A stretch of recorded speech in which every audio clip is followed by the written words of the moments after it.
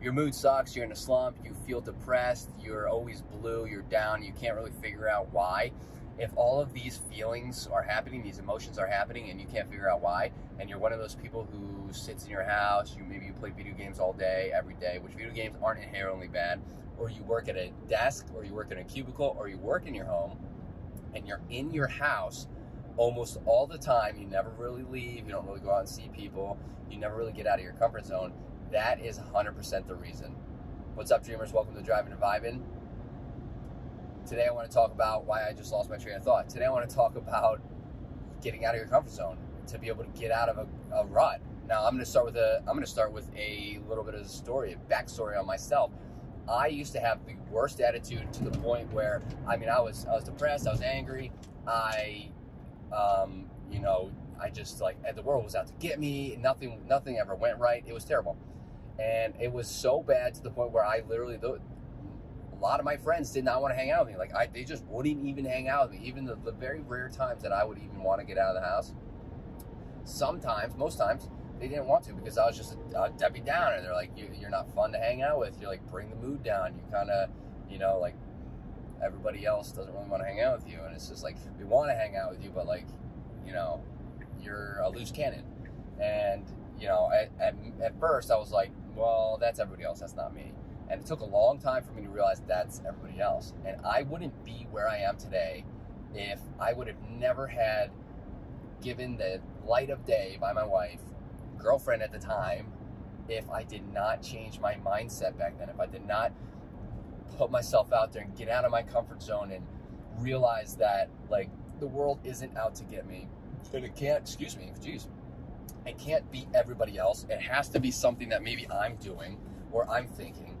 Because it's been years and years and years, and friends and family, they're like less inclined to hang out with me or talk to me. They talk to me different. It's like you think about all this stuff, and it's easier said than done. But sometimes when you really dig deep and think about it, you realize that it's because of the actions you are taking that are preventing you from moving forward.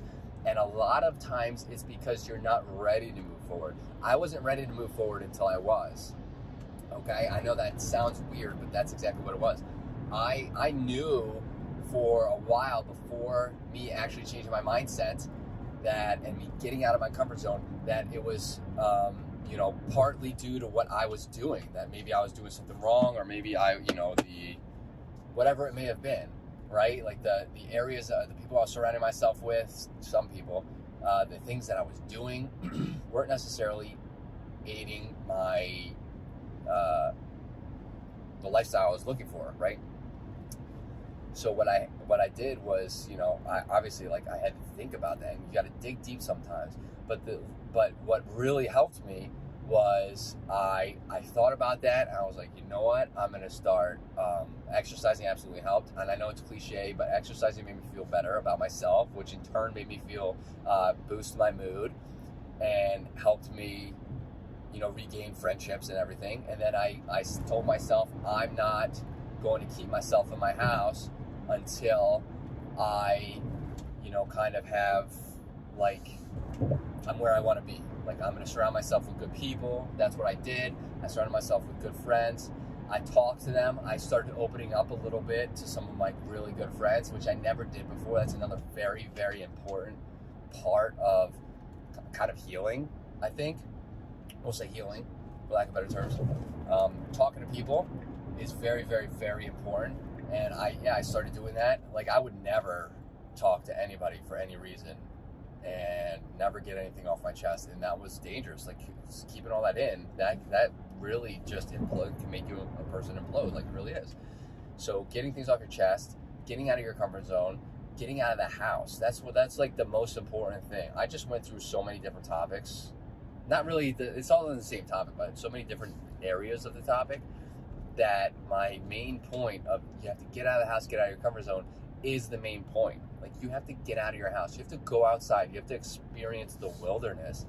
And I don't mean the wilderness. I mean go outside, walk around your neighborhood.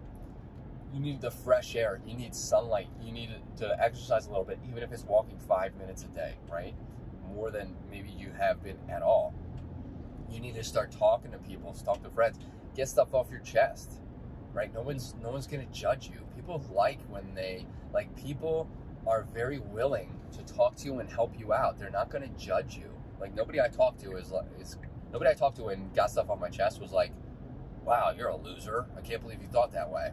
They talked me through it because those are the people I confided in, and I knew I could trust them, and I did, and they knew that too. So they talked me through stuff.